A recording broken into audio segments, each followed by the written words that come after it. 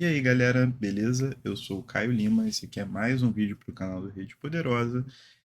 E hoje você pode perceber que o ritmo é de festa, o clima é de panetone.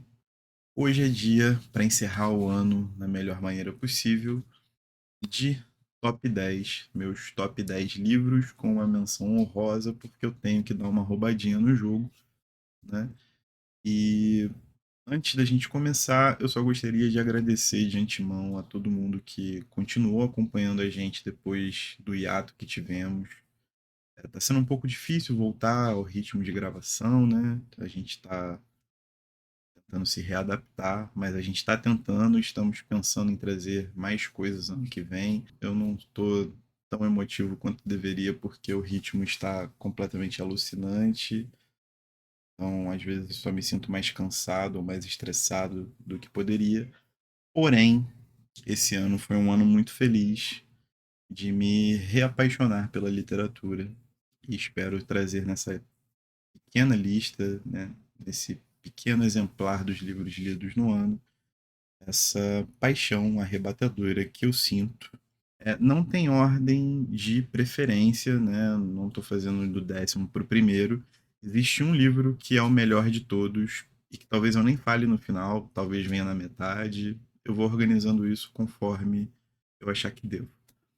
E o primeiro livro da lista é o Pinturas de Guerra, do Ángel de la Calle, publicado pela editora Veneta, traduzido pelo Andrea Bruno, numa edição de 2021.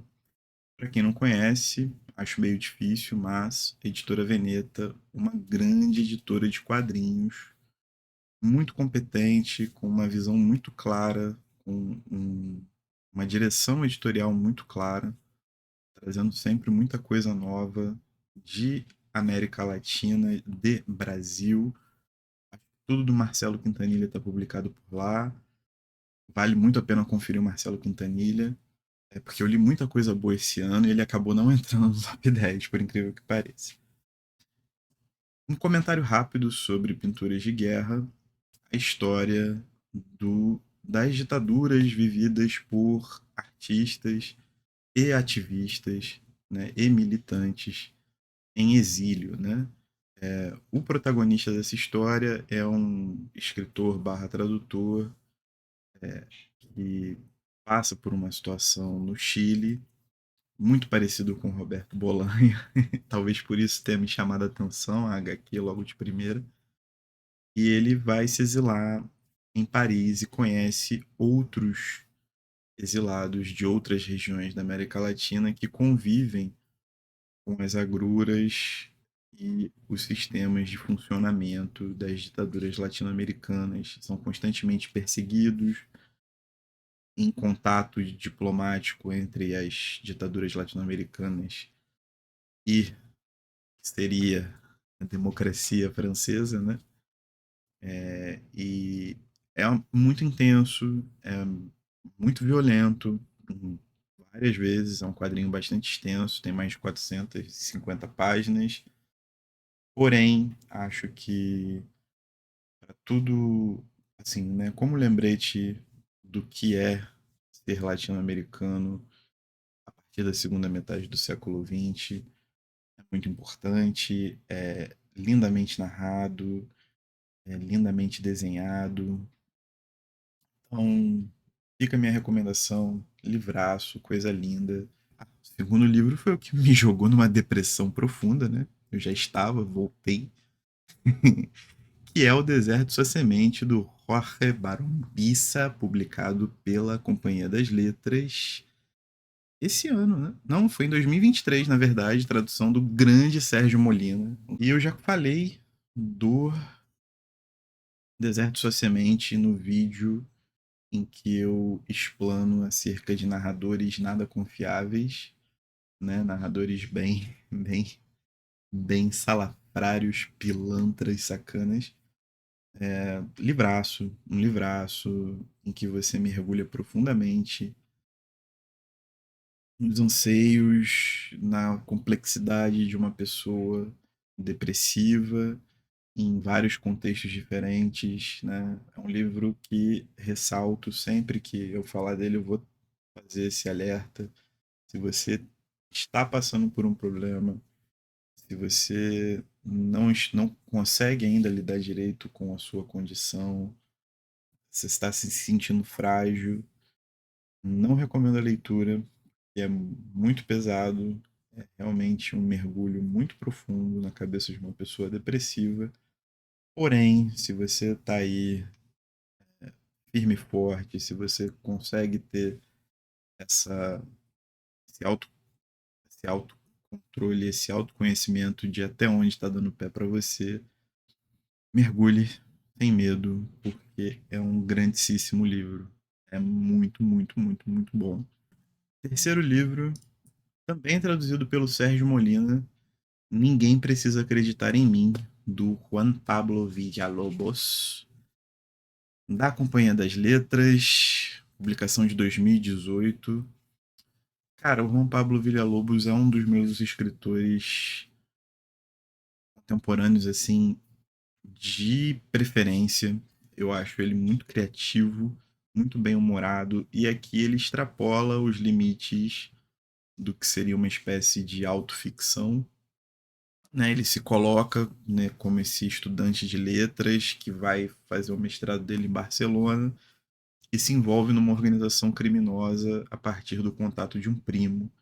E aí as histórias começam a se afunilar numa rede de violência muito própria das, desse recorte de América Latina dos anos 90, começo dos anos 2000, essa migração para um país de língua latina, né, que tende, e ele vai para Barcelona, então é uma cidade que já tem essa fama de ser um lugar mais liberal, assim, mais legalize, mas as coisas começam a funcionar ali de uma maneira muito errada para ele, que é um cara cheio de manias, cheio de sonhos também, de vontades. Muito interessante ver como ele cria essa teia de aranha entre registros diferentes, né? Tem a narração em primeira pessoa, tem as cartas, e a linha do tempo ela vai e ela volta o tempo inteiro. Tudo isso faz parte de um jogo muito interessante, muito inventivo, não exatamente inédito na sua forma, porém é sempre a tentativa de fazer com que velhas fórmulas respirem e se atualizem. O Juan Pablo Villalobos é um cara maravilhoso mesmo, recomendo todo mundo a leitura, além de ter um humor refinadíssimo. Próximo livro, do Laszlo Krasznahorkai, o vencedor do Nobel desse ano, eu li Satan Tangor. E, cara, é uma espécie de tour de force, talvez não tanto quanto o filme do Bellatar, né, que tem 8 horas, mas o livro ele realmente se estende nessa paragem, né, e nessas poucas figuras que tentam construir esse arremedo de sociedade. E é um livro bonito, forte, feito de muitos silêncios e de muita observação entre os parágrafos, assim, sabe? É muito importante tentar criar um pouco da imagem lúgubre daquelas pessoas. É muito importante tentar se colocar nesse lugar em que a ambição e o desespero quase que se confundem, sabe? Em que tanta coisa pode ser atribuída a essa construção do que há de humano em nós e tudo mais, né? E do que não é tão natural assim. Eu acho que é um livro interessantíssimo. Um dia pretendo ver o filme, quando eu estiver aposentado, provavelmente. Mas o livro eu recomendo todo mundo que leia, assim. É um livraço, um livraço, um livraço. A Tantangó vale a pena demais, assim. Muito brabo. Próximo livro. Ah, esse aí eu também falei aqui. Faz parte da série sobre desastres nucleares. O único vídeo que eu publiquei esse ano, mas ano que vem vai rolar mais. Já é uma promessa para 2026. Hotel Termos, do Sven Holm. publicado pela Aleph esse ano, garanti o meu na Flip, com tradução da Christine Lee Garrubo. Cara, livraço, livraço, livraço. É, o vídeo dele tá aqui para quem quiser conferir, eu troco uma ideia melhor, mas basicamente é uma forma de diário de um homem que pagou para poder suportar uma guerra nuclear dentro de um hotel com todas as possibilidades de se manter saudável que o hotel oferecia, né, a garantia de segurança contra as questões radiológicas do pós-guerra, que são permanentes ou duram ao longo de determinado tempo, e com todas as benesses de você estar em um hotel de luxo, né? E ali ele começa a questionar aquela pequena sociedade do hotel e aquilo que vem de fora, né? O hotel não permite, né? Um dos itens contratuais é que você tenha contato com quem está fora do hotel e tudo mais. Existe um grande esquema de segurança, de proteção, de esquema médico, de controle radiológico mesmo. Isso é muito bem explicado no livro, inclusive. Eu fiquei bastante surpreso. Normalmente isso é tomado como um caráter muito caricato, muito alegórico, e nesse livro não. É muito, muito, muito, muito bem feito, muito bem pesquisado. E, enfim, é um livraço. Um livraço, é um livro muito complexo, filosoficamente muito complexo. É um livro de construção muito complexa, sociologicamente complexo, mas escrito de uma forma que você simplesmente o devora. Próximo livro, esse aqui me surpreendeu demais. Feito Bestas, da Violaine Berraud, lançado pela Mundarel esse ano também, traduzido pela Letícia May. E Feito Bestas fala sobre a história narrada através de depoimentos para a polícia dados por pessoas de uma vilazinha dos Pirineus, lá na França, numa região da França, acerca de um rapaz que ele apresenta características divergentes do que os garotos do meio dele apresentam. Né? Ele tem um comportamento animalesco. E a mãe decide retirá-lo do ambiente escolar depois de muito sofrimento, né? Depois de vários problemas, e levá-lo para o alto da montanha. Ele se desenvolve de maneira sozinho, né? Só com a mãe ali e tal. E os depoimentos da polícia estão sendo coletados ou colhidos porque encontram, sob a guarda dele, escondido numa caverna, uma bebê que eles julgam ser uma bebê sequestrada. Não se sabe a origem da bebê, ele também não fala nada. A polícia só está investigando. E entre os depoimentos você tem meio que canções folclóricas, né, que são meio que pontes entre os depoimentos. O livro em si, ele não tem exatamente um começo e um final. Ele é realmente uma coletânea desses depoimentos, em que você vai conhecendo muito tangencialmente a história desse rapaz, como ele se comportava, como ele se desenvolveu naquele ambiente. E tem pessoas que o defendem, tem pessoas que lavam as mãos, tem pessoas que o acusam, né? Faz parte. Mas eu acho que, num primeiro momento, esse livro me deixou um pouco ressabiado. E depois ele foi tomando forma para mim, né? Eu fui pensando muito nessa questão de como a gente se ocupa, como a gente enxerga o outro, como a gente, de certa forma, decupa o outro, e se ocupa do outro, né? E às vezes, dentro do nosso meio, às vezes não, né? Sempre, dentro do nosso meio, nós acabamos emprestando ao outro noções muito fechadas de vida, né? De capacidades de compreender o mundo, quando nós somos os fechados, né? Nós somos os limitados a compreender o mundo e não estamos nem um pouco abertos a conhecê-lo. E independente se há crime ou não nessa história, isso jamais passa por um crivo.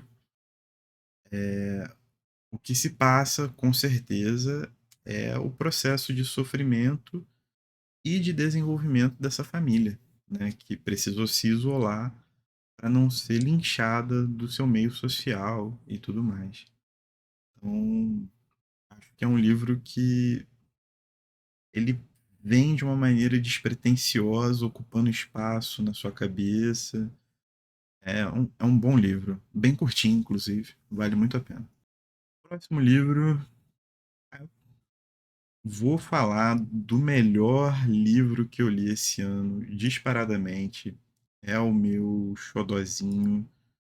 Assim, eu vou levar esse livro comigo para sempre, porque eu vou ler e reler infinitas vezes, porque foi um livro que me deu gosto de ler, me deu, sabe, quando você fica em estado de encantamento.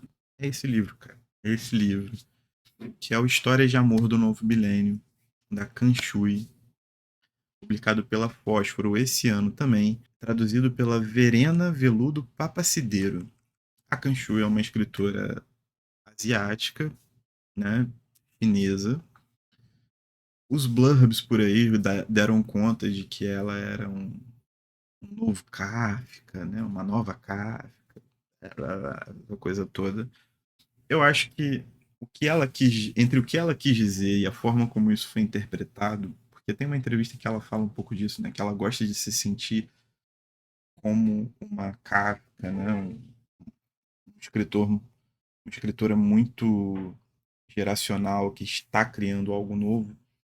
É no sentido exatamente disso, dela ter um sistema, dela ter uma concepção muito própria de literatura. E nesse livro a gente vê uma espécie de surrealismo, realismo maravilhoso, defina como quiser, numa linha temporal irregular, mas o que eu achei mais marcante, o que me conquistou, é que todos os acontecimentos só passam a ser parte desse surrealismo, desse realismo mágico, desse absurdismo, blá, blá, blá, o que você quiser chamar isso aí, eu vou chamar agora de canchuísmo, beleza? Só fazem parte do canchuísmo a partir do momento em que eles são atravessados pelo amor, mano. E para comigo e pensa quanto tempo você não viu uma bela ficção sobre os limites de amar alguém, sabe? Então os personagens são operários, são casados, traem, com seguranças pra lá, são não sei o quê. E a partir do momento que eles se veem arrebatados pelo amor, a vida deles simplesmente vira do avesso. Eles mudam a vida inteira. Eles começam a ver coisas maravilhosas e fantásticas, sabe? E coisas completamente malucas começam a acontecer por causa do amor. Sabe qual é? Então, duas mulheres decidem deixar de ser empregadas de uma fábrica e isso não é bonito em si só. Elas, por exemplo, essas mulheres elas passam a ser prostitutas. O Weibo, por causa da Kuilan, que também é uma operária, mas é a amante do Weibo, porque o Weibo é casado. O Weibo ama tanto a Kuilan que ele não sabe expressar esse amor. E ele simplesmente decide ir preso, sabe? Ele prefere sofrer na prisão, sabe qual é? Então, tipo assim, não é exatamente que as coisas sejam bonitas e aí virem extraordinárias. É que as coisas, tipo assim, é esse movimento de algo que a gente não consegue explicar, mano. E você fica o tempo inteiro tentando achar razão para que essas coisas aconteçam, mas só existe um motivo inicial. Elas passam a amar acima de qualquer outra parada. Quando bate nesse amor profundo, sem rédea, sem controle, o mundo delas se desarvora completamente. E como literatura, ter essa premissa, a forma como ele é escrito, a forma como ele é dividido, a forma como os personagens se encaram e se entrelaçam ao longo das 400 e poucas páginas, é simplesmente maravilhoso, velho. É simplesmente um sopro, assim, de grande literatura num mundo que é extremamente chato, pô. Fez isso nesse trabalho, mano. É incrível, é absurdo, é um livro que ganhou meu coração, assim, que me deu um enorme prazer em ler, e vou reler, como eu falei, e recomendo para todo mundo de olhos fechadíssimos, assim. Histórias de Amor no Novo Milênio é um livraço. O melhor livro que eu li em 2025. Porém, a lista não acabou por aqui. Deixa eu continuar. Livro que a gente comentou aqui no último baile publicado, se eu não me engano, que foi o Gosma Rosa. Gosma Rosa, que é da Fernanda Trias, publicado pela Moinhos, traduzido pela Ellen Maria Vasconcelos, que também tem um episódio aqui sendo entrevistada. Queridíssima, muito gente fina, muito talentosa. Gosma Rosa, um romance sobre confinamento, sobre você deixar de pertencer a um espaço, a uma cidade, como esse espaço social define quem você é, define suas relações, né? E como um mal absoluto pode colocar tudo isso abaixo, né? Acho que é um romance que ele entretém muito bem. Eu acho que ele tem um caminho muito bom, inclusive, para ser distribuído para outras mídias, assim, né? Virar uma série, um filme. Eu acho que seria muito bacana. Muito, muito, muito bacana. Mas ele é um romance que tem um cunho filosófico muito forte, cara. Muito forte. Fernanda Trias fez um excelente trabalho aqui. Eu gosto muito desse livro. Eu gosto muito. Eu devorei cada página. Achei interessantíssimo. Vou buscar mais coisas da Fernanda Trias para ler. Vou reler Gosma Rosa em breve também. É isso, Gosma Rosa tá no top 10. Próximo livro, Galápagos, do queridíssimo Kurt Vonnegut. É publicado pela Aleph, né? Edição de 2025 também, traduzido pela Lívia Coipel. Cara, Galápagos é um romance sobre o fim do mundo como a gente conhece, a partir de uma guerra nuclear também. É um dos livros que vai entrar para os desastres nucleares no próximo ano. Estou trabalhando bastante nisso, mas o Kurt Vonnegut, nesse sentido, tem bastante assunto. E que nesse acidente nuclear, quem sobrevive são algumas pessoas que estavam num cruzeiro fajuto, tipo um grande golpe estadunidense, de uma empresa estadunidense. E essas pessoas param com esse transatlântico em Galápagos, que era o destino final delas mesmo, e elas vão recriando o que é a humanidade, né? É uma nova espécie de humanidade que acontece a partir dali, assim, tudo narrado por uma cabeça, literalmente. Tem conexão com outros livros do Kurt Vonnegut, por isso que esse é um livro que eu quero trabalhar com muito cuidado. Cara, aqui eu acho que o Kurt Vonnegut estava numa viagem de ácido muito forte com a premissa desse livro, e acho que é por isso que ele é tão genial, cara. Ele é completamente absurdo em tentar repensar uma nova civilização daqui a 50 milhões de anos após um desastre, né? Após uma guerra nuclear, assim. Isso tem a ver com o, os atentados aos países sul-americanos pelas políticas estadunidenses incentivando golpes de Estado, né, nos anos 60 e 70. Então, tipo assim, ele emaranha uma série de porquês, estabelece uma cadeia de eventos e repensa a humanidade como uma nova espécie que não tem cérebro direito, assim, que não tem esse cérebro gigantesco, porque não precisa dele, né, com várias outras limitações, mas outras habilidades, etc. Assim, é uma experiência, cara. É uma experiência e é um dos meus escritores favoritos, né? Muito difícil o Kurt Vonnegut não entrar no top 10. Normalmente é só se eu não lê-lo no ano. Próximo livro e último da lista oficial do top 10. Esse eu acabei de ler, também de uma das minhas escritoras de afeto, o Virginie Despentes, e é o Querido Babaca, lançado em 2024 pela Fósforo, tradução da Marcela Vieira.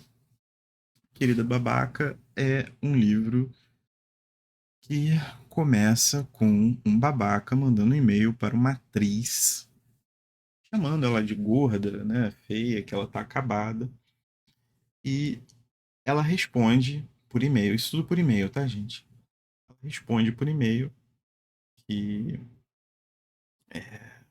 não se importa com o cara, mas achou que era bom respondê-lo, denotando que ela se importa sim, né? E os dois começam uma correspondência. O cara acaba confessando que ele foi pego pelo Me Too, ele é um escritor famoso que assediou uma das suas assessoras, né? E essa menina colocou a boca no trombone.